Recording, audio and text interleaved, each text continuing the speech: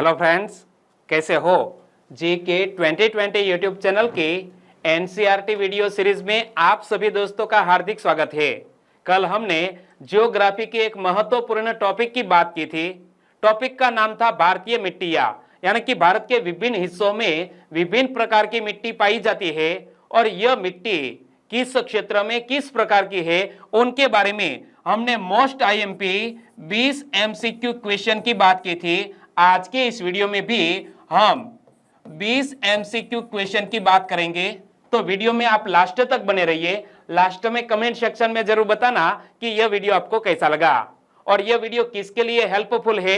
तो जो स्टूडेंट्स कोई भी एग्जामिनेशन की प्रिपरेशन कर रहे हैं, उनके सिलेबस में इंडियन ज्योग्राफी है, तो हमारे इस वीडियो से निश्चित तौर ही मदद मिलेगी। ओके, तो आज का हमारा टॉपिक है भारतीय मिट्टियां, यानी कि सॉइल ऑफ इंडिया, और यह हमारा दूसरा पार्ट है।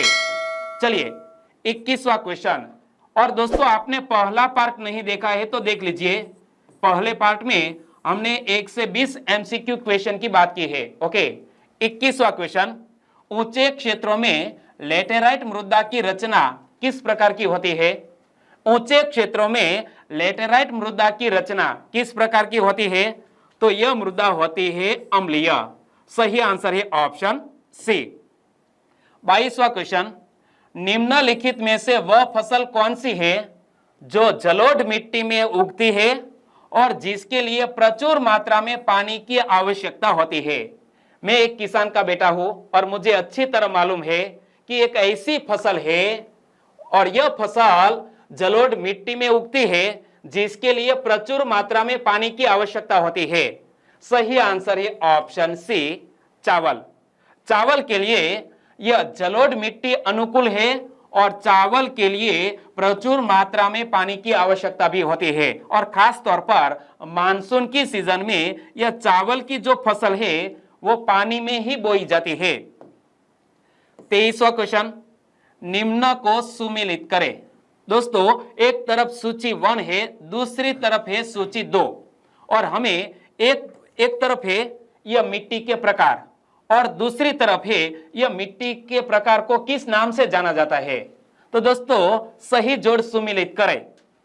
बांगर। कल वाले वीडियो में हमने बात की थी कि जो पुरानी जलोढ़ मृदा है इसे कहा जाता है बांगर। इसी तरह खादर किसको कहते हैं? नई जलोढ़ मृदा को कहते हैं खादर। भाबर क्या है? कल वाले वीडियो में बात की थी। भाबर यानी कि गिरिपद मैदान को भाबर कहते हैं। गिरिपद मैदानों में पाई जाती है भाबर मिट्टी। और रेगुर, काली मृदा को रेगुर भी कहते हैं, यानी कि सही जोड़ है A1, B2, C4 और D3, यानी कि 1 2 4 3। और दोस्तों, यहां 4 कूट दिए हैं, तो 1 1 2 4 3 कहां पर है? 1 2 4 3 यहां पर है, तो सही आंसर बनेगा ऑप्शन बी। 24वां क्वेश्चन, कौन सा तरीका मिट्टी की उर्वरता को बेहतर करने का नहीं है? यानी कि मिट्टी की उर्वरता को बेहतर करने का एक तरीका यह 4 ऑप्शन में से नहीं है। कौन सा तरीका? तो दोस्तों, यदि फसल चक्र के कारण जो हमारी जमीन है उनकी उर्वरता बनी रहती है, मिश्रित खेती से भी और बहुफसली कृषि से भी मिट्टी की उर्वरता बेहतर रहती है, लेकिन बीज संशोधन के साथ यह उर्वरता का कोई ताल्लुक नहीं है। तो सही आंसर बनेगा ऑप्शन सी। 25वां क्वेश्चन, जलोढ़ मिट्टी के संबंध में निम्नांकित कथनों पर विचार करें। दोस्तों, यहां जलोढ़ मिट्टी के संदर्भ में 3 कथन है और उपरोक्त में से कौन से कथन सही है वो आपको गैस करना है।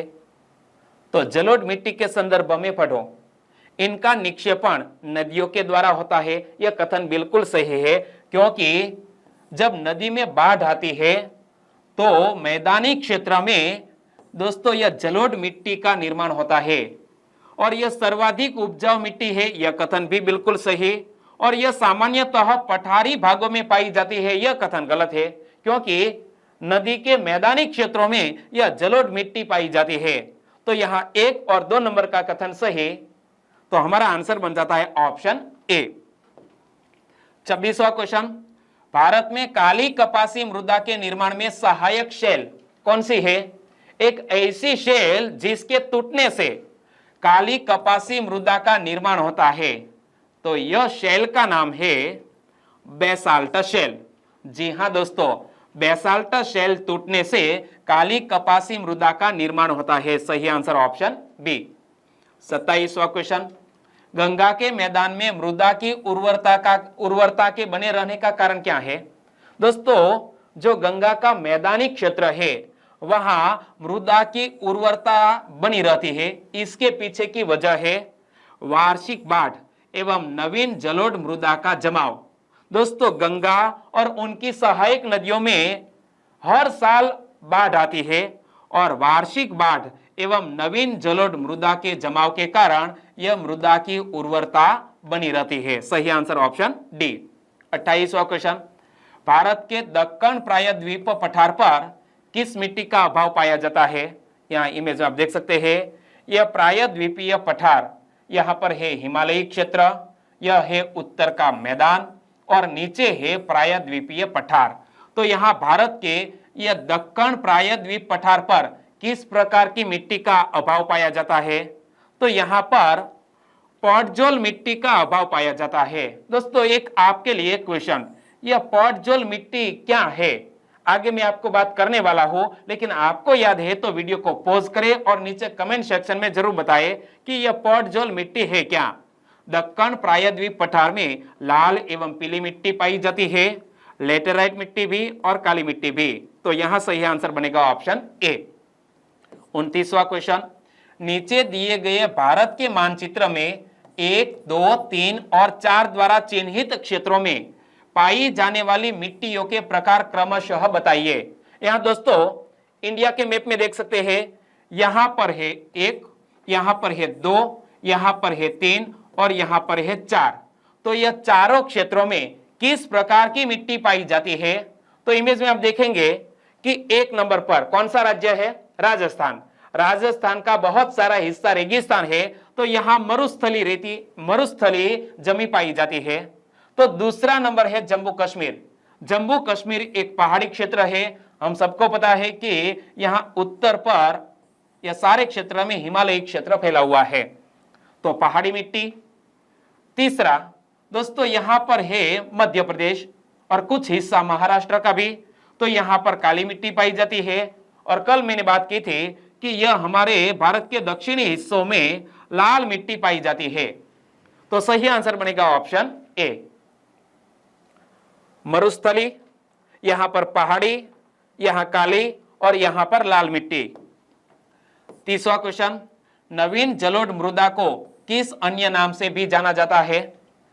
नवीन जलोढ़ मृदा को किस अन्य नाम से भी जाना जाता है? दोस्तों पिछले वीडियो में एक कूट में मैंने आपको बता दिया कि नवीन जलोढ़ मृदा को क्या कहते हैं, पुरानी जलोढ़ मृदा को क्या कहते हैं।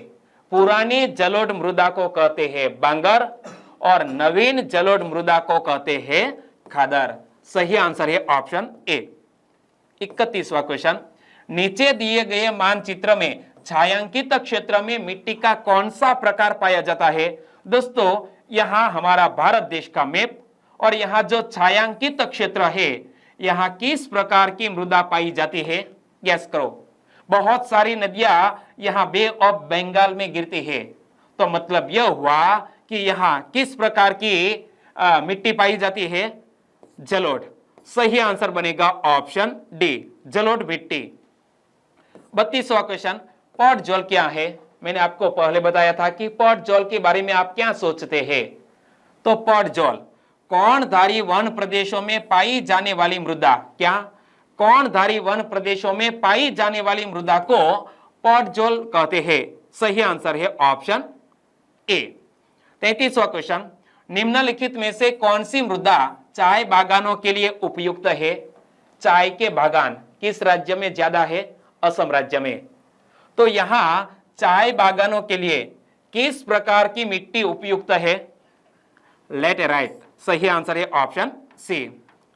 34वां क्वेश्चन, 34वां क्वेश्चन अलग प्रकार का है। एक कथन यानी कि स्टेटमेंट दिया गया है और यह कथन के संदर्भ में एक रीजन भी दिया गया है कि हिमालय की मिट्टियों में ह्यूमस प्रचुर मात्रा में पाया जाता है। ह्यूमस किसको कहते हैं, पहले तो यह ख्याल होना चाहिए। तो ह्यूमस यानी कि यहां जो घने जंगल है, जो बहुत मात्रा में यहां वनाच्छादित क्षेत्र में यहां जो पेड़ से पत्ते नीचे गिरते हैं तो एक उर्वरक के रूप में तब्दील हो जाते हैं, इसे कहते हैं ह्यूमस। तो हिमालय की मिट्टियों में ह्यूमस प्रचुर मात्रा में पाया जाता है, यह कथन सही है। और हिमालय में सर्वाधिक क्षेत्र वनाच्छादित है। तो दोस्तों यह सही सेंटेंस है और उनका सही रीजन है कि हिमालय में ह्यूमस प्रचुर मात्रा में पाया जाता है क्योंकि यहां सर्वाधिक क्षेत्र वन आच्छादित है। तो सही आंसर बनेगा कि ए और आर दोनों स्टेटमेंट सही है और आर ए की सही व्याख्या करता है। तो सही आंसर बनेगा ऑप्शन ए। 35वां क्वेश्चन, किस मिट्टी में लोहे एवं एल्यूमिनियम की ग्रंथियां पाई जाती है? किस प्रकार की मिट्टी में लोहे एवं एल्यूमिनियम की ग्रंथियां पाई जाती है? तो लेटेराइट जमीन में। सही आंसर है ऑप्शन बी। 36वां क्वेश्चन, तमिलनाडु के 2/3 क्षेत्र पर किस प्रकार की मिट्टी का विस्तार मिलता है? यहां मैप में देखो कि तमिलनाडु क्षेत्र हमारा भारत का दक्षिणतम हिस्सा है, यहां किस प्रकार की मिट्टी का विस्तार ज्यादा है? तो दोस्तों यहां तमिलनाडु में लेटेराइट मृदा का विस्तार ज्यादा है, इसीलिए सही आंसर बनेगा ऑप्शन सी। 37वां क्वेश्चन, मिट्टी के अपक्षय को रोकने हेतु समोच्च रेखीय कृषि क्यों सबसे बेहतर उपाय माना जाता है? क्योंकि यह मिट्टी के अंतःस्रवण को बढ़ाती है, यह पोषक पदार्थों के अवक्षेपण को भी बढ़ाती है और यह मिट्टी के अपरदन को भी रोकती है। यहां दोस्तों समोच्च रेखीय कृषि सबसे बेहतर उपाय माना जाता है मिट्टी के अपक्षय को रोकने हेतु। तो यहां सभी स्टेटमेंट बिल्कुल सही, आंसर बन जाता है ऑप्शन डी। 38वां क्वेश्चन, किस प्रकार की मिट्टी में कार्बनिक पदार्थों की अधिकता होती है? कार्बनिक पदार्थों की अधिकता किस प्रकार की मिट्टी में होती है? कार्बनिक पदार्थ पीट प्रकार की मिट्टी में अधिक होते हैं। सही आंसर ऑप्शन डी। 39वां क्वेश्चन, सुमिलित कीजिए सूची 1 सूची 2। तो दोस्तों सही जोड़ सुमिलित करनी है। एक तरफ भारत के क्षेत्र के नाम है और यह क्षेत्र में किस प्रकार की मिट्टी पाई जाती है? तो मालवा का पठार, मालवा के पठार में रेगुर यानी कि काली मिट्टी पाई जाती है। धारवाड़ का पठार, धारवाड़ के पठार में लाल मिट्टी पाई जाती है। पंजाब के मैदानी क्षेत्रों में बहुत सारी नदियां बहती है, इसीलिए नदियां यानी कि जलोढ़ मिट्टी पाई जाती है पंजाब के मैदानी क्षेत्र में। तो पश्चिमी घाट में लेटेराइट मिट्टी पाई जाती है। तो यहां दोस्तों जो 4 ऑप्शन दिए हैं इनमें से सही आंसर क्या बनेगा? ए, बी, सी, डी। 4, 3, 1 और 2 इस प्रकार सही जोड़ सुमिलित होनी चाहिए। 4, 3, 1, 2 कहां पर है? 4, 3, 1, 2 सही आंसर बनेगा ऑप्शन ए।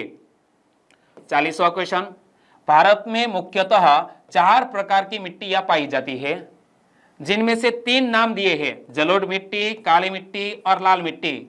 चौथे प्रकार की प्रमुख मिट्टी, हमने जिस प्रकार की मिट्टी की कई बार बात की है, लेटेराइट मिट्टी, जो मिट्टी का एक चौथा प्रकार है। सही आंसर बनेगा ऑप्शन सी। वीडियो को खत्म करते हैं। भारत की मिट्टियों के संदर्भ में हमारा यह दूसरा पार्ट था।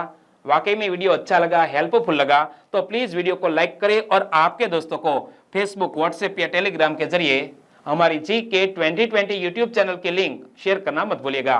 बस छोटी सी उम्मीद के साथ वीडियो खत्म करते हैं। कल मिलेंगे इसी टॉपिक में तीसरे पार्ट में। ओके, आपका दिन शुभ रहे। टेक केयर एंड जय हिंद।